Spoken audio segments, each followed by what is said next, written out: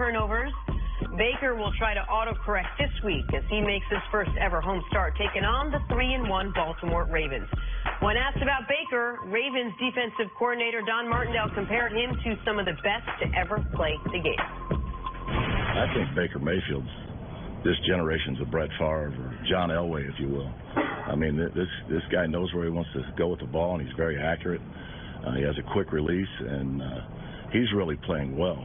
So, you know, obviously he's playing well. They scored 42 points, you know, last week against Oakland, and they're, you know, in the top 5 and 10 of scoring offense. So, you know, I think that he's done a nice job filling in, and it seems like they have more rhythm with him as a rookie every play that he's in there.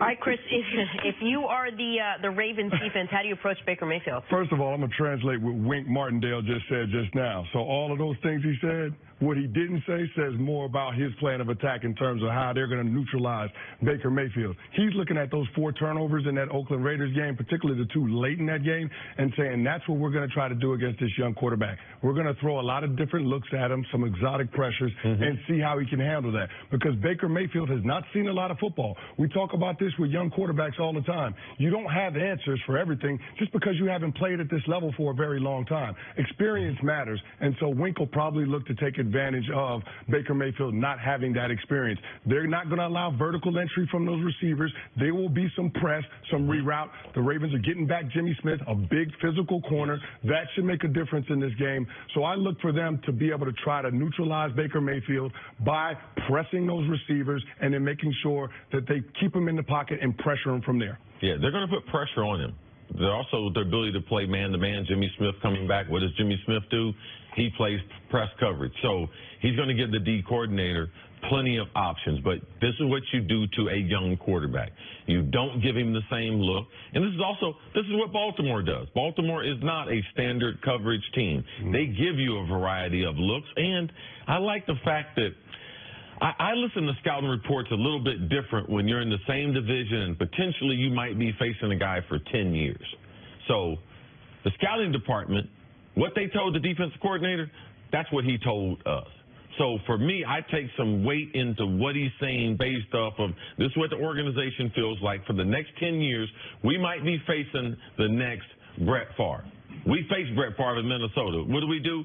Pressure him from his right, force him to the left, force him into some turnovers. So in him saying that, that's what I believe that they're going to be able to give him to do. Look, give him pressure to his front, force him to his left, try to throw the ball back across his body with that strong arm, creating some turnovers. That's why I like the Brett Favre comp, even if it's not the caliber of player, more than the Drew Brees comp for Baker Mayfield.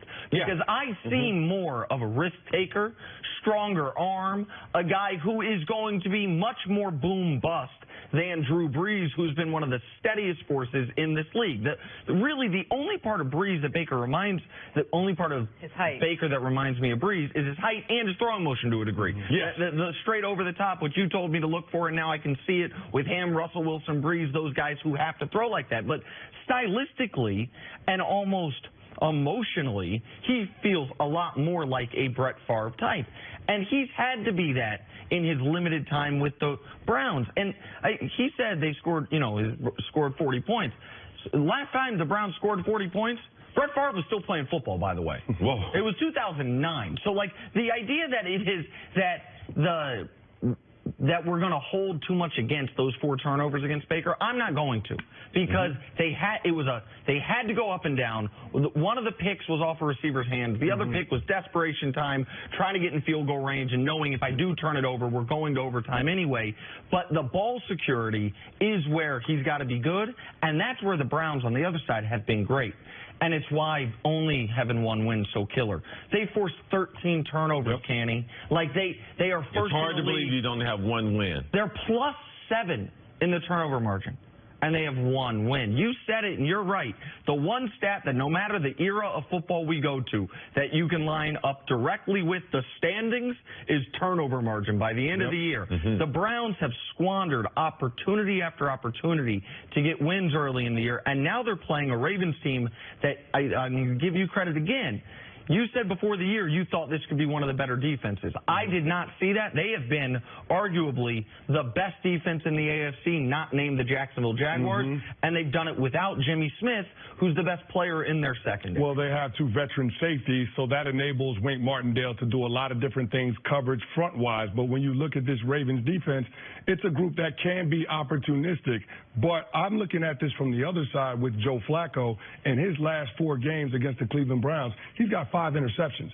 So that's one thing that you have to be concerned with. And who was the offensive coordinator / quarterbacks coach when they drafted Joe Flacco? Hugh Jackson. So maybe there's a little bit of intel in terms of how we can help his defense with some of the things that Joe Flacco struggles with. Now, I know the Ravens have won 18 of the last 20, but this is a different Cleveland Browns team. If this team is going to have a chance to win on Sunday, they've got to be able to force some turnovers because you know you've got to create field position, extra possessions for your young quarterback. And it's a different, it's a different Joe Flacco this year as well. Flacco is playing. I think it's because of John Brown, though. That's been a huge part of Joe Flacco's success this season. And Flacco, even when he was struggling, when he was at his absolute lowest, the one thing he still did really well was not only the deep ball, he was the best quarterback at drawing pass interference. Like, I don't know if that's just a coincidence, but year after year, he drew more deep pass interference penalties than any other quarterback. Now they've got a guy on the back end who can catch them, kind of replacing Torrey Smith. Flacco looked to be, they drafted Lamar Jackson for a reason, because next year they can get out of that contract. Flacco is trying to hold on to that job. He's playing the best football he's played since they won the Super Bowl. The one thing the one thing Patrick Mahomes doesn't have to do that Baker Mayfield does is get his team jacked up and ready to go and get it. This is a young guy. He's the face of this franchise, and you're looking at him to turn to this team and say, hey, we're better than just one win. Let's get it together. If you're teammates of his, if you're sitting in that locker room, how do you look to Baker Mayfield as your leader when you know he has not played much football? This is the home game that you're coming out. You really do need this win. Well, when you have a young leader like that, it's shared leadership. Some of those veterans got to take leadership too. But ultimately, Baker has the football. And in having the football, you know what good leadership is? Playing.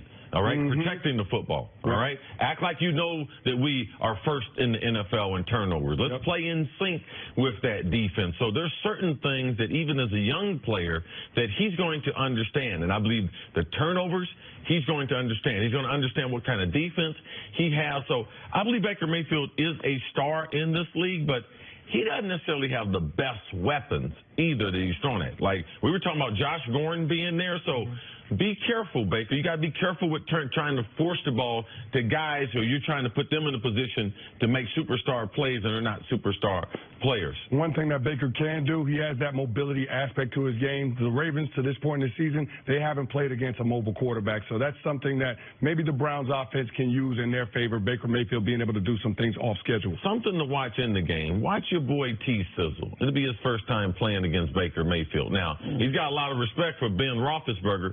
They exchanged jerseys and everything last year. Let's just see what T. Sizzle has as an introduction to Baker Mayfield to the NFL in this big rivalry. All right, Chris, stick around. We got to take a break. Coming up, who prevails in a must-win between the Falcons and the Steelers? Speaking of Ben Roethlisberger, next on First Things First.